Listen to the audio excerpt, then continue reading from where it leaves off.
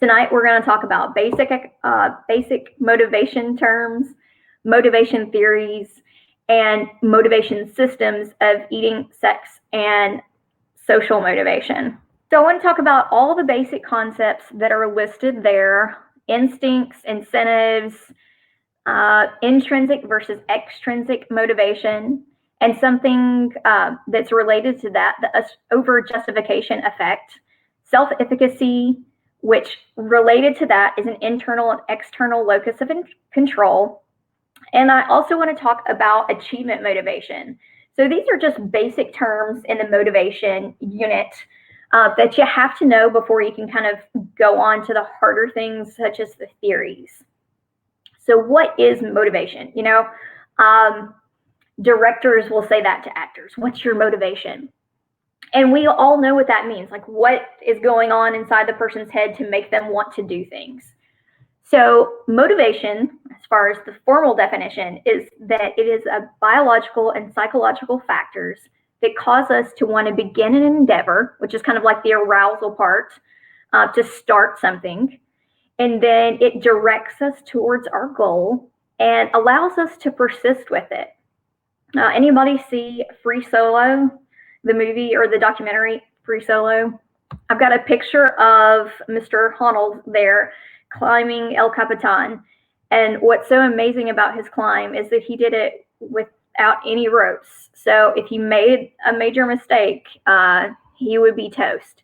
So the reason why I included it here is because I watched that show or that documentary and I think, God, what motivated him to do that? Because it was such a big feat.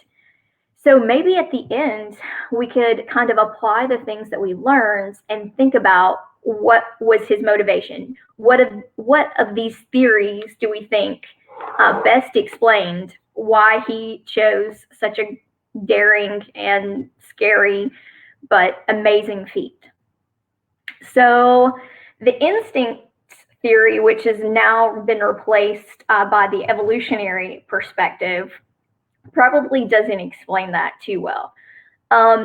You guys have heard of what instincts are, right?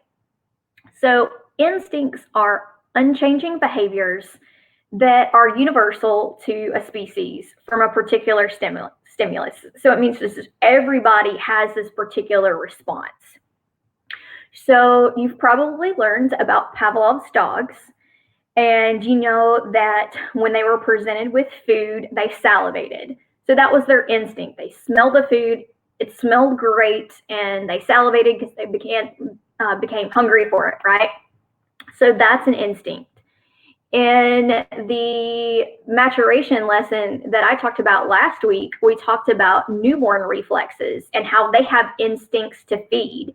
And so they have rooting and sucking behaviors to get them to feed. And that is instinctual. That behavior always happens throughout our species when presented with some sort of, with rooting, if you just touch the cheek, then they'll turn towards it. Okay, so some sort of stimulus gets the same response.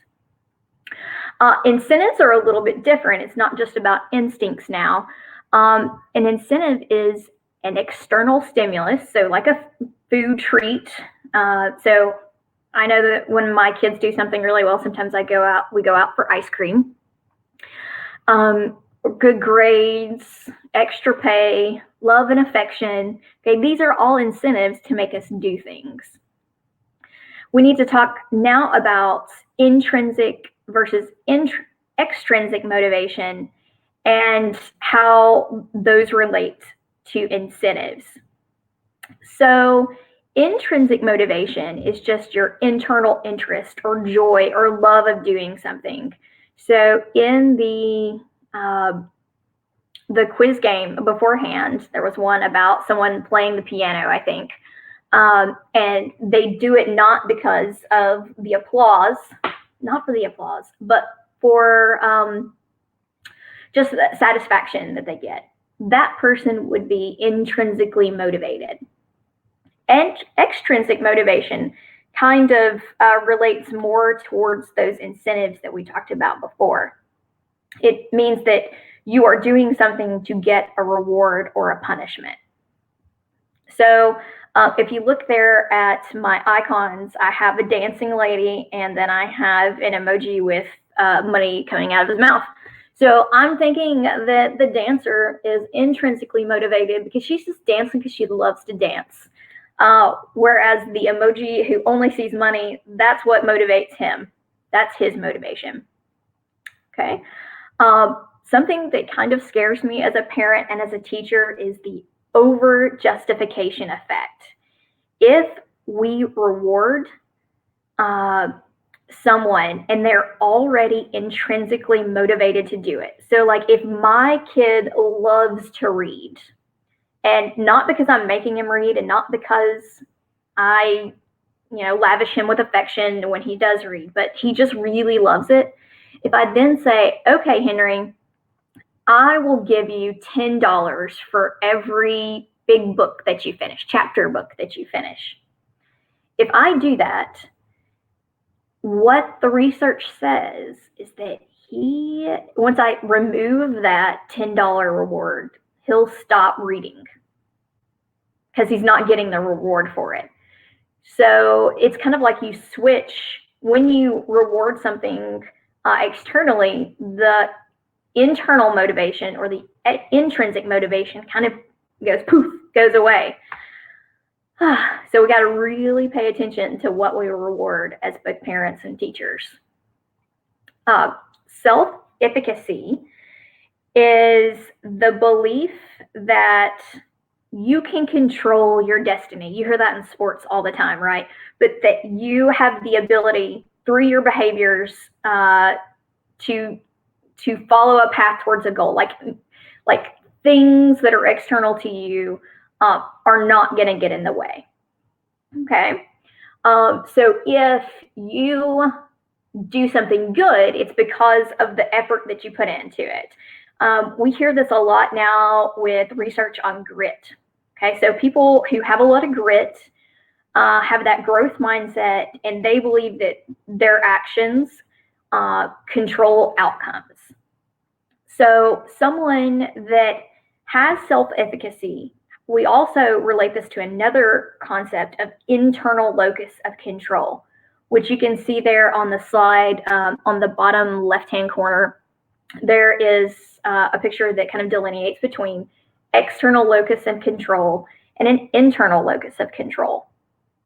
So if you believe that you can control your own destiny, that your actions do matter, then you have an internal locus of control. So it's internal to you. But if you think that things out there, outside in the world, thwart you at every turn, or if something good happens that it's only due to luck, then that is an external locus of control.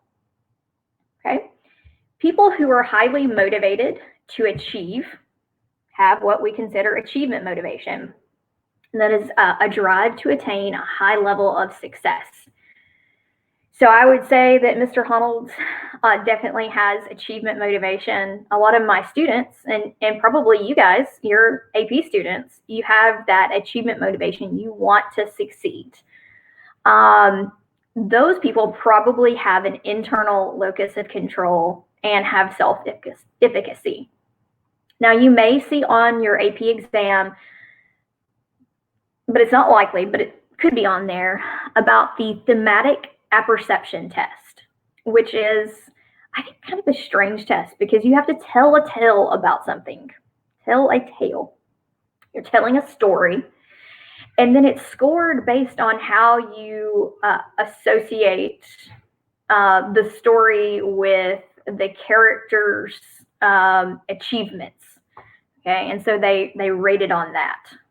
So I would kind of be interested in seeing the stories and how they rate them, because that just seems like a funny thing to I don't know, assess someone's achievement motivation.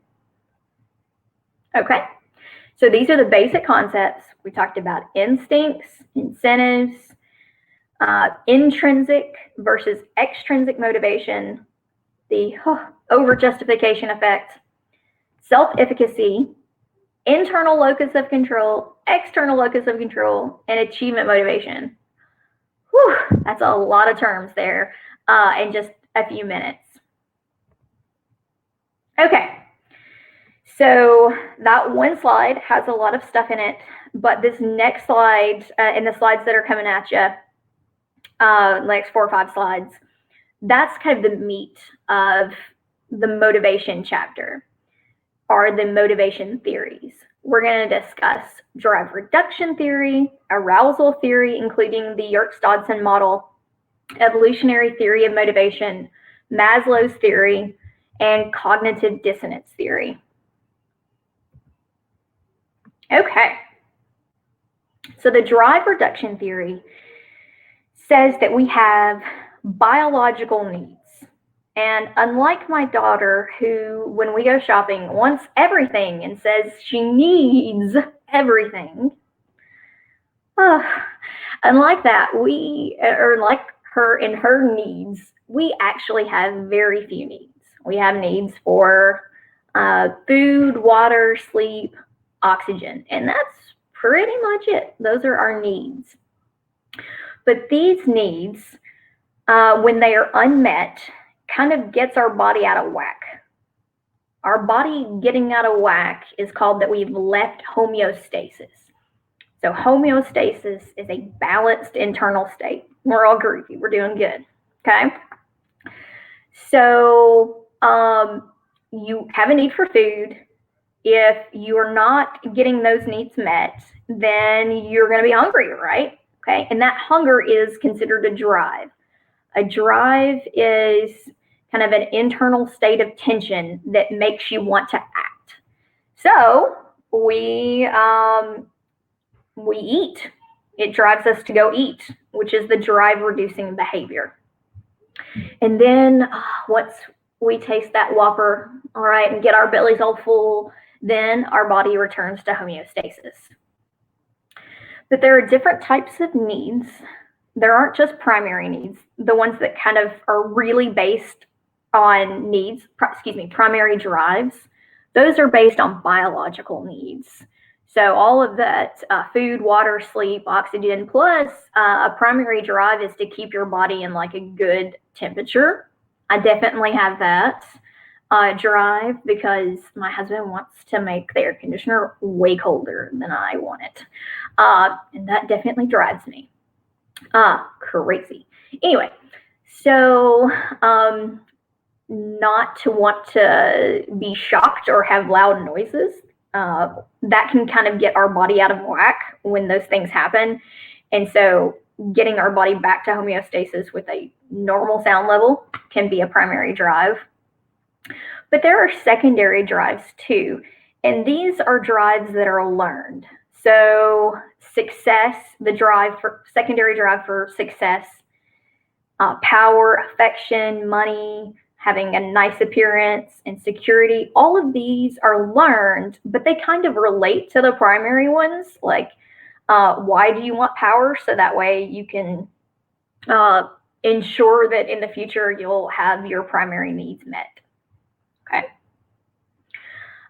So just to reiterate, a deficit in one biological area, need, will create a drive, which creates the desire to relieve that drive, to reduce that tension and return the body to homeostasis. Again, homeostasis is a balanced internal state.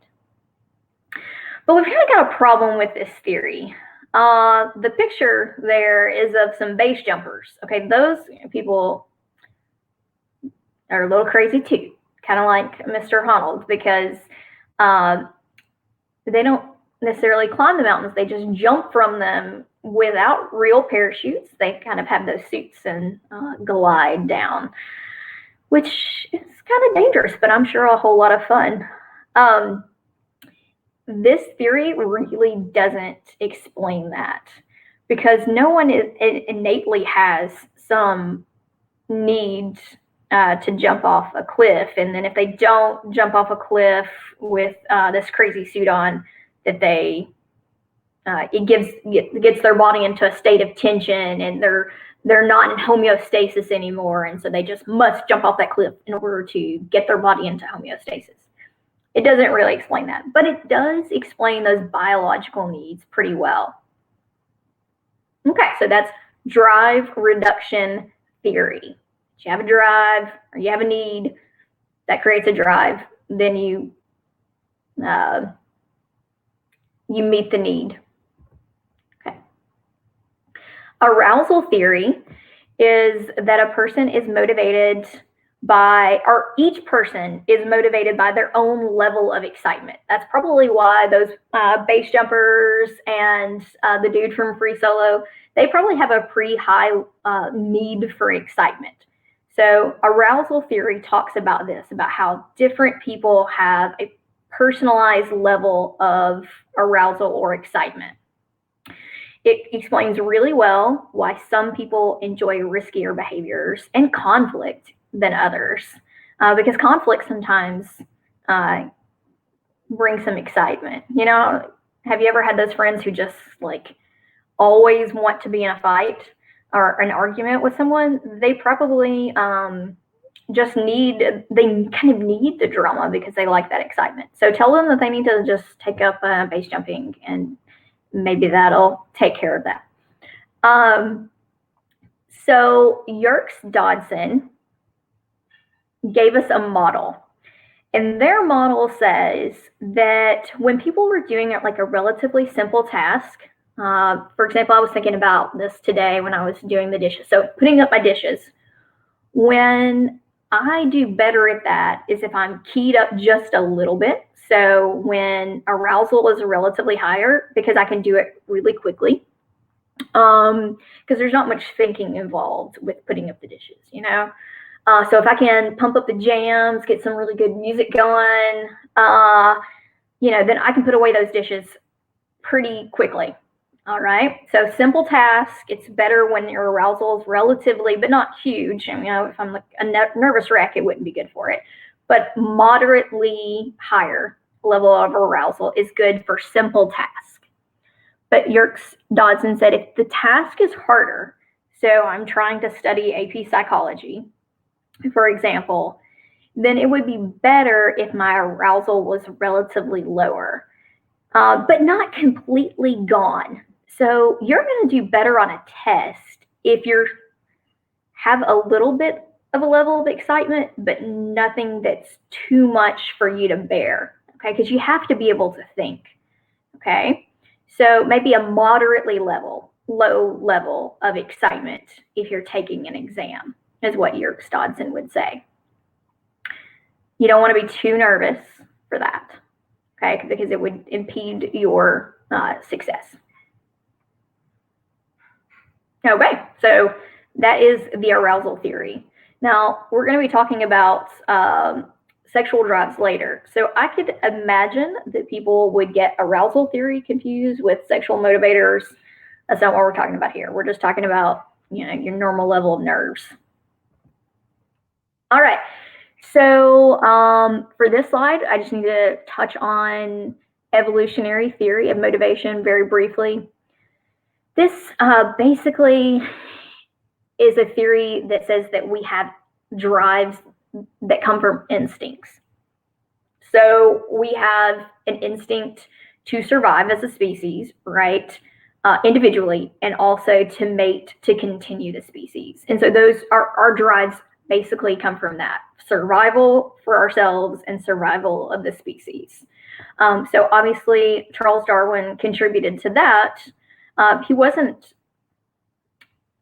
a psychologist, but some of his theories kind of lend itself to psychology. The problem with that, again, it's just like with drive reduction theory, it gives us a lot of information and explanatory power about drives that are biological, but not these other kinds of drives, the achievement drive, the drive for excitement. It doesn't really explain those very well. Okay. Maslow. I really like Maslow. I think all humanists kind of like Maslow. Although his theory is not without problems either. So anyway, Maslow says that we have this hierarchy of needs, and at the bottom is biological needs. So we cannot move up Maslow's pyramid unless we get the bottom needs met first. Okay, so we've got to have food and water and housing. Okay, and after that, we can worry about being safe. And after that, we can worry about belonging and love. Then we can worry and try to get our self-esteem needs met. And then after we get our self-esteem needs met, we can self-actualize. And that is kind of what everyone has like a need to do if they have all these other needs met, to realize one's potential. So thus, having to be fulfilled bottom to the top is not exactly accurate, but it does have some good explanatory power, because that's why kids in school, when their bellies are rumbling and they haven't had anything to eat, it's kind of difficult for them to learn. But this doesn't explain all motivation, because a lot of people, like this monk here on the picture of him practicing self-immolation, he is trying to make a political statement, right? And so he's fulfilling those higher needs, but he is doing it at the risk of his own safety, obviously, because he's not going to be alive very much longer. He was doing it to prove a point. It was a political protest with this particular case. So people will neglect themselves as far as food goes, so that way they can spend more time with their friends or work more, which could probably lend itself to better self-esteem, or maybe to self-actualize, to achieve one's own potential. And so it doesn't have to necessarily go bottom up, like Maslow said, but it's still a really good theory that has the ability to explain our behavior and what motivates us. Okay, the next motivation theory is cognitive dissonance. I think this one's probably a little bit more complicated for kids to understand, but cognitive dissonance. So does anybody know the difference between dissonance, yeah, and consonants, like in music? Like, what is a sound that is dissonant? Okay, it's sort of a clashing sound. So, so there is some sort of tension when our thoughts and attitudes and behaviors are contradictory. So you think one thing and then you do another, okay? And what we see with psychology is that it's easier to change an attitude than it is to change the behavior. So, for example, I feel like I'm a charitable person. However, when I'm walking the city, for example, I'm not saying I do this, but for example, if I am generally confronted with a homeless person, it kind of makes me uncomfortable, because I know I don't give them money. And that makes me uncomfortable because I have this idea of myself that I'm a charitable person, yet I'm not giving to that person who is in front of me who is needy. Okay, so this creates cognitive dissonance. So how do I relieve that cognitive dissonance? Well, I could give them money. Okay, that's one way. I could reroute. So like if I know that I'm going to see homeless in a particular area, I could just completely avoid them. That's kind of changing the behavior. Or sometimes what people think is, they think, well, this person is not deserving of my money. Okay, so yes, I'm still charitable, but I'm going to change my thinking a bit about this particular person. Like they're lying or they're immoral. Okay, so this sometimes happens. I'm not saying that's a good thing. I'm just saying that this is how people, I guess, justify their actions, is they kind of change their thoughts so they don't have that tension anymore. There was a researcher by the name of Fessinger who research cognitive dissonance. I'm not going to go into his whole experiment that's pretty famous, but if you notice the picture there, there's a dude and he is turning some pegs because that's what he was instructed to do. That does not sound like a good task, a fun task, right? But he was supposed to do this, and as a part of the experiment, he had to go out and tell the next person that was going to come in to do this test that it was going to be fun and exciting. Okay. And if he goes out and tells the person that it's a fun and exciting task that they're about to have them do,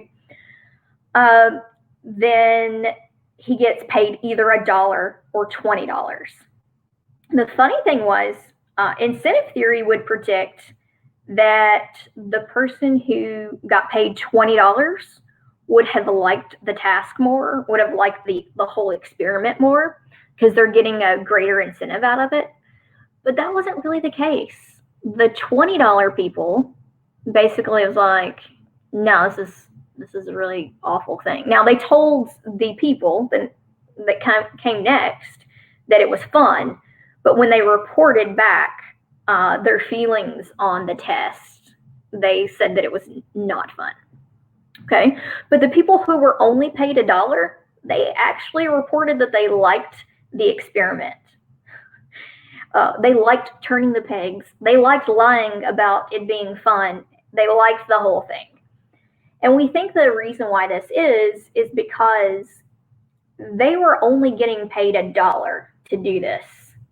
And they had to basically justify it to themselves why it was okay that they just did an experiment that was super boring and then lied about it.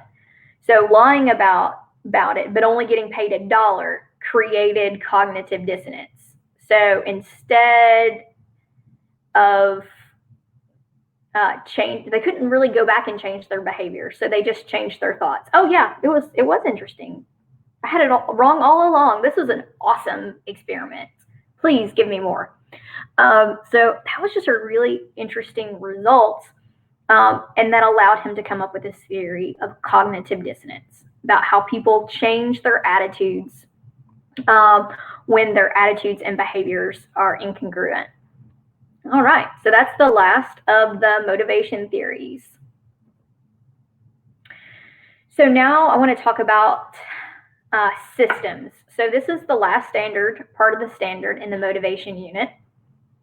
So we have a system of eating, sex, and social motivation systems. I think that students will probably find this, the eating part, the hardest of the motivation systems, because there's so much body stuff, so much biology involved here. Just like that Unit 2 and Unit 3 of Psych, going back beginning of last semester. I know that's just really tough, right? Learning all the different parts of the brain and the eye and the ear. Same kind of thing here. You should have already learned about the hypothalamus and how it releases hunger hormones. Okay. So it also, one hormone is insulin, and so insulin is related to glucose. So the hypothalamus helps the body to control glucose and therefore insulin. It has two parts, the lateral hypothalamus and the ventromedial hypothalamus. The lateral hypothalamus, once it's stimulated, it causes an animal to eat. So it's basically in charge of hunger. So you stimulate it and it makes the animal want to eat. But if you completely destroy it, they have no desire to eat anymore and will starve to death. The ventromedial side of the hypothalamus, it's kind of the opposite. It's in control of being satisfied, being full. So when you stimulate it, the animal stops eating. But when you destroy it completely, they just keep eating and keep eating and keep eating until they could die of obesity. So there are other hormones besides insulin that control our hunger levels. The things that also make us feel hungry are leptin, ghrelin. Yeah, so like if your stomach is growling, you can associate that with ghrelin, okay? And then orexin. Yeah, bad pronunciation. Anyway, these hormones make you hungry. But some hormones that are kind of in the stomach/intestines parts are PYY, and these things make you feel satisfied. These are hormones that make you feel satisfied. So PYY and obistatin. I think that these hormones are on the test a little bit, but not as much as the hypothalamus being in control of hunger and the two parts of the hypothalamus, the lateral and the ventromedial. So I would focus on that when you're reviewing on your own, more so than all the hormones. Although the hormones, I've seen it a couple times on questions. There is something called set point theory, and this really helps us understand why we have a certain range in our weight. And it basically says that your homeostasis, like so how your body naturally is, has some genetic influence, okay? And so if you're within your normal weight range, everything's cool, you're maintaining, okay? But if you go under your normal weight range, so you're purposefully restricting your calories to lose weight, here's the crappy thing that happens. Your body's metabolism can kind of slow down, and then there's more of a release of these hunger hormones to get you back up to your normal weight. Ugh.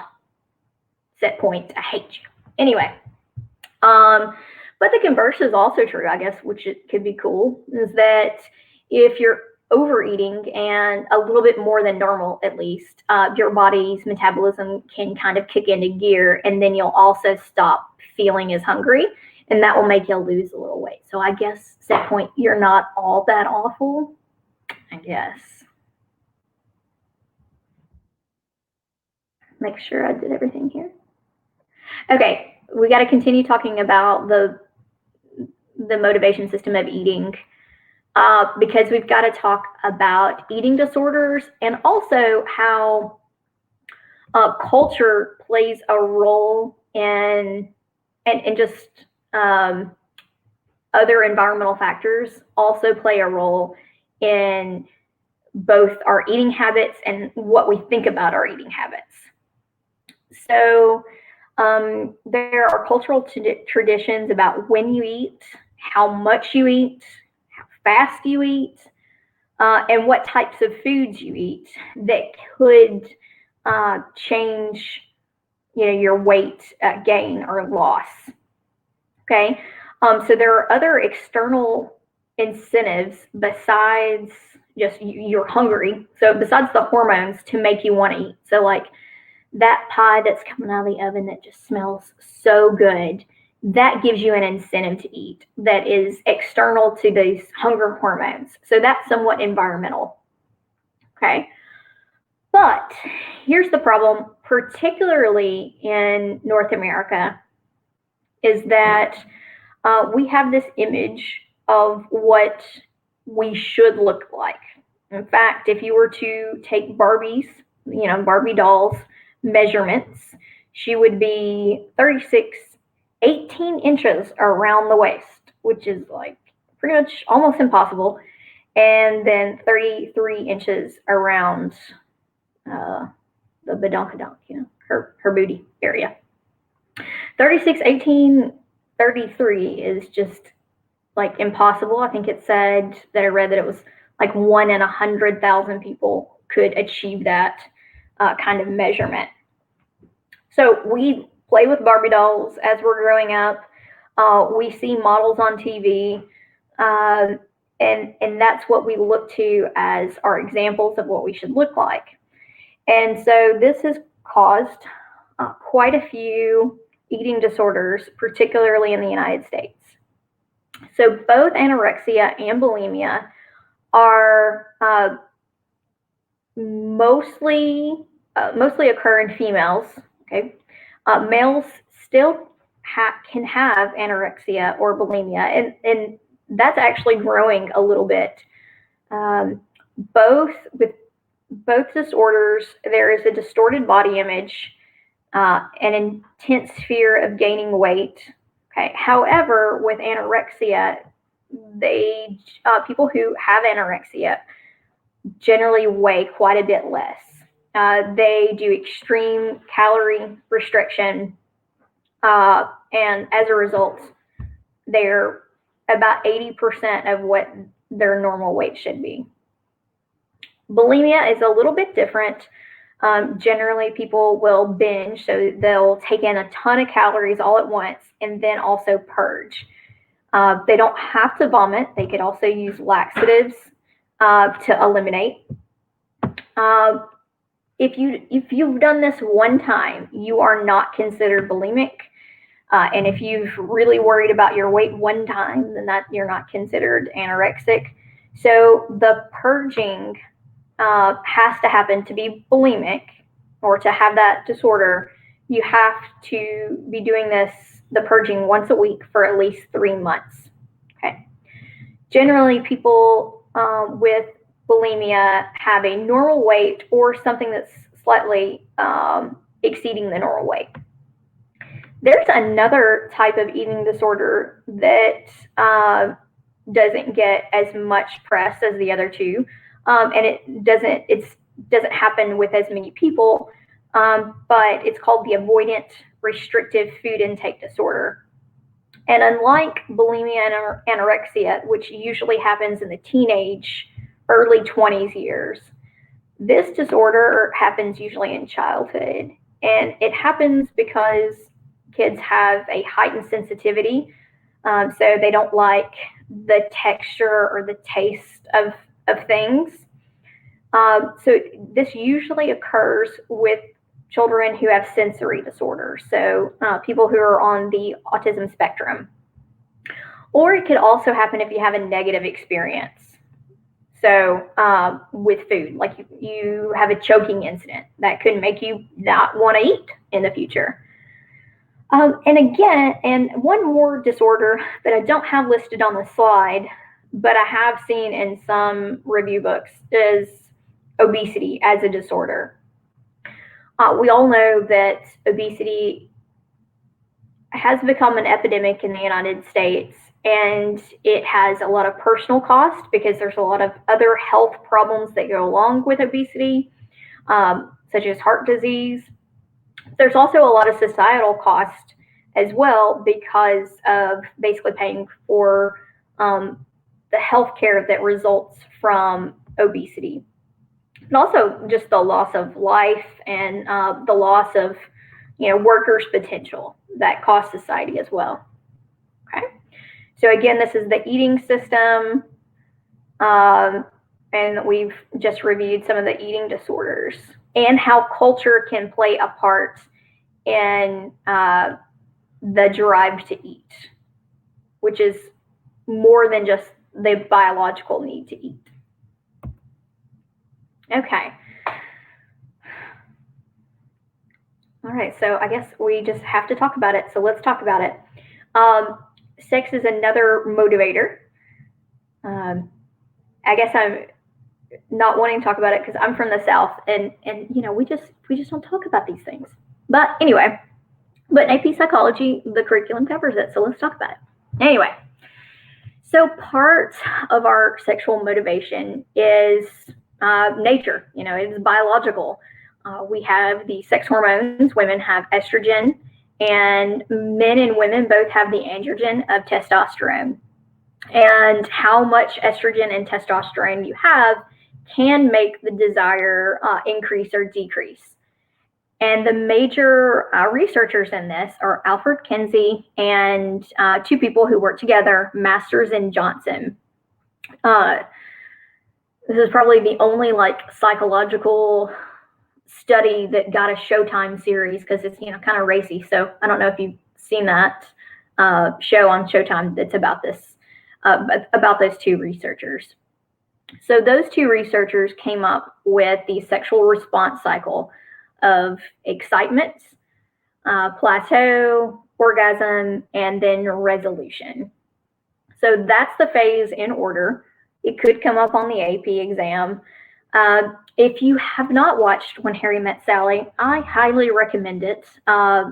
Meg Ryan here, as you can see in the picture, she is, well, you might not know this, but she's probably in the latter phases there in that picture, but she kind of goes through those 4 phases verbally and pretty accurately inside of Diner. And someone retorts, an older lady, after she's finished, she says, "I'll have what she's having." Anyway, it does motivate us, right? And so no motivation unit would be complete without talking about the sexual motivation. Okay. We also are motivated to have social connections, okay? And this is kind of nature and nurture as well. The nature part is that we were biologically kind of predisposed to want to relate to others because it has evolutionary value. If you have people that you associate with and that you can depend on, your life, you're going to be able to live longer. You will be able to find more food together as a group, fight off enemies as a group. And so there's a strong evolutionary reason that we have a social motivation, a motivation to be with a group of people. Okay. But I think that, there's needs beyond that, more than just the biological need to be within groups. And we see that because different cultures have different desires to be by themselves or within groups. This type of motivation is called the affiliation motivation, and it's that motivation to form attachments. Okay, so we've gone through quite a few things. Again, let me just flip through here real fast.